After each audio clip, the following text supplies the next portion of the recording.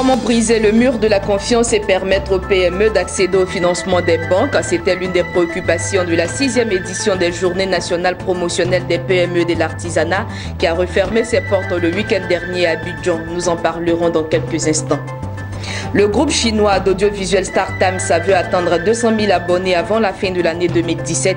Une ambition exprimée par les responsables de cette structure qui, lors d'une cérémonie, ont présenté leurs nouveaux produits aux clients StarTimes. Et puis, nous parlerons également de la 5e édition nationale des Journées Carrières qui s'est tenue récemment à Mans, dans l'ouest de la Côte d'Ivoire. Voilà pour les titres. Bonsoir à tous et merci de nous suivre sur Business 24 Africa. La 6e édition des Journées nationales promotionnelles des PME et de l'artisanat s'est refermée ce samedi 25 mars avec pour thème principal relations PME-banque. Comment briser le mur de la confiance? Les responsables des PME et les artisans autour des panels ont échangé sur l'épineux problème de financement des PME par les banques. Plusieurs recommandations sont ressorties à l'issue de ces 2 jours de rencontres. Marie-Josée et Maru Seri. La 6e édition des Journées nationales promotionnelles des PME et de l'artisanat, en abrégé JNP-PMEA, a refermé ses portes samedi, avec pour thème principal relations PME et banques, comment briser le mur de la confiance. Ces 2 jours de rencontres ont permis de faire un examen de la problématique de l'accès des PME au financement bancaire, d'évaluer la pertinence du dispositif actuel et d'identifier les réformes qui pourraient permettre l'accompagnement adéquat du secteur bancaire aux PME en Côte d'Ivoire. Plusieurs recommandations sont sorties de cette rencontre. Les recommandations qui ont été fortes de part et d'autre, non simplement au niveau des chefs d'entreprise, c'est une formation. Il y a un déficit de gestion, un déficit de culture managériale qui a été sensible, qui a été vraiment souligné. Donc une formation, aussi que nos PME apprennent à mieux gérer leurs entreprises.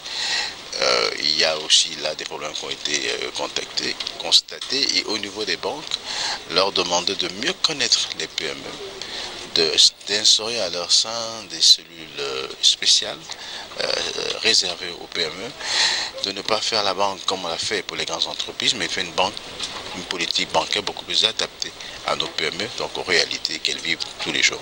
L'édition 2018 s'annonce prometteuse, à en croire le président de la Fédération ivoirienne des PME. La 5e édition, nous nous sommes penchés sur le financement des PME.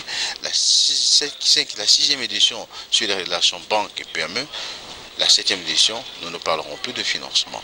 Mais nous espérons que les 2 éditions précédentes nous permettront de résoudre, en tout cas sérieusement, en profondeur, le problème relatif au financement de nos PME. Pour les PME et artisans venus nombreux prendre part à cette rencontre, les éclaircissements apportés lors des échanges ont permis de mieux comprendre les processus de financement des PME par les banques. Selon eux, il y a de l'espoir. Ce que nous retenons, c'est qu'il y a de l'espoir.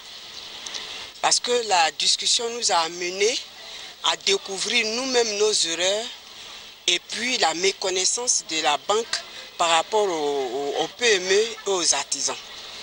Et les discussions nous ont amenés à comprendre qu'il faut que de part et d'autre, il y ait des formations.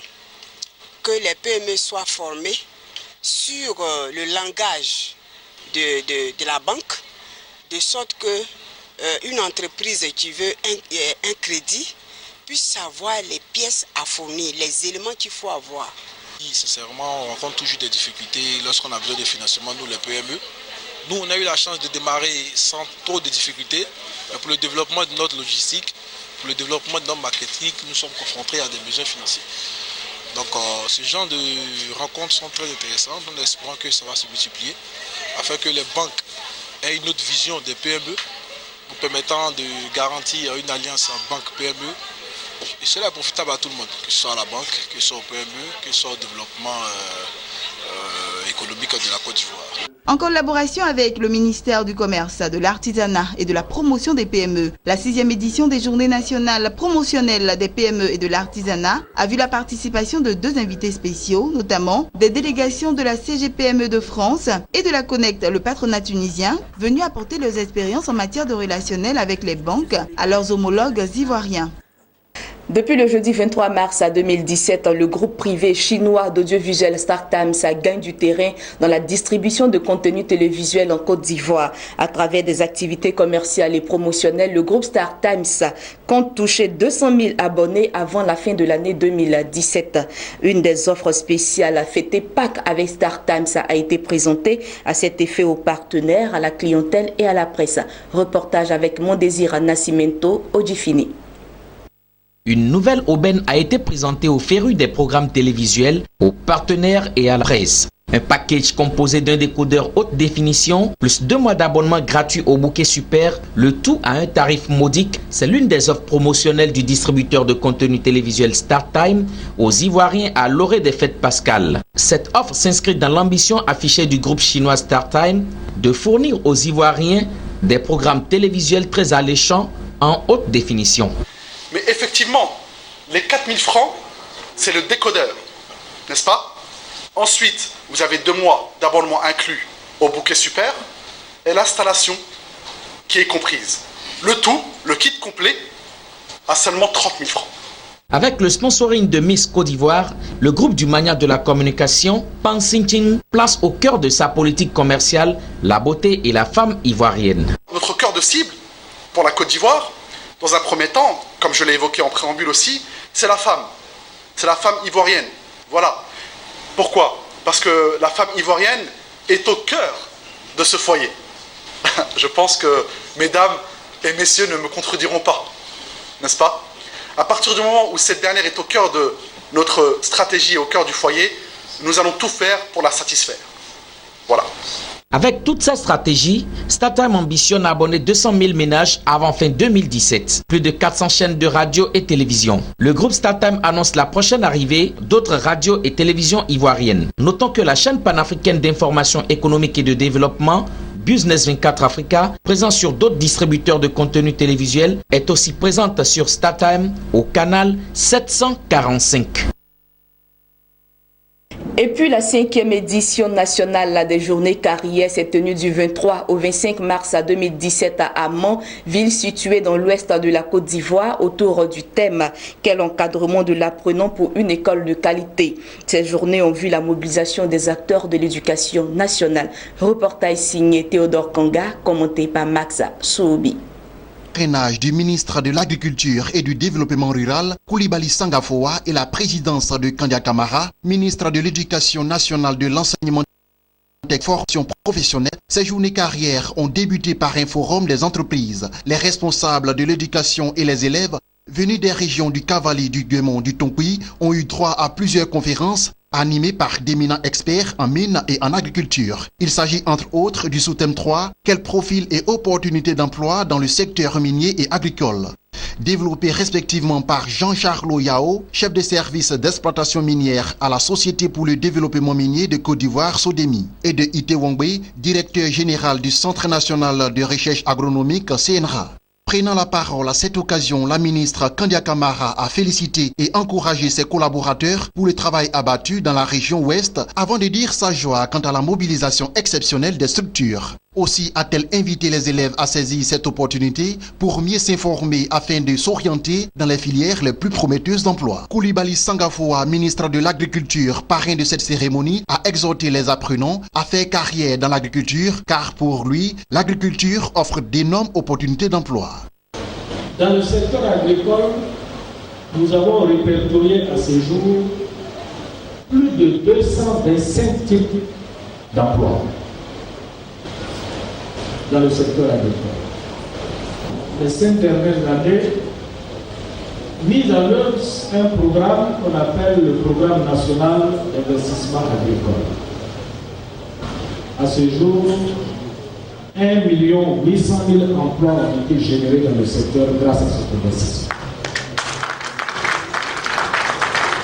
Plusieurs écoles, dont des universités nationales et internationales, ont pris part à cette édition des journées carrières afin de mieux renseigner les futurs bacheliers. À cet effet, plus de 98 structures ont associé leur image au succès de ces journées. Des stands ont été exposés au lycée moderne de la ville. En visitant ces stands, la ministre Kandia Camara a encouragé et prodigué de sages conseils aux élèves. Il faut faire ce qu'on aime. Quand vous aimez quelque chose, vous investissez là-dedans.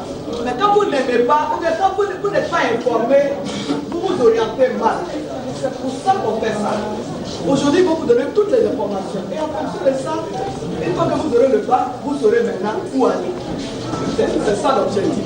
Mais pour avoir le bac, il faut aller à l'école. Pas de grève.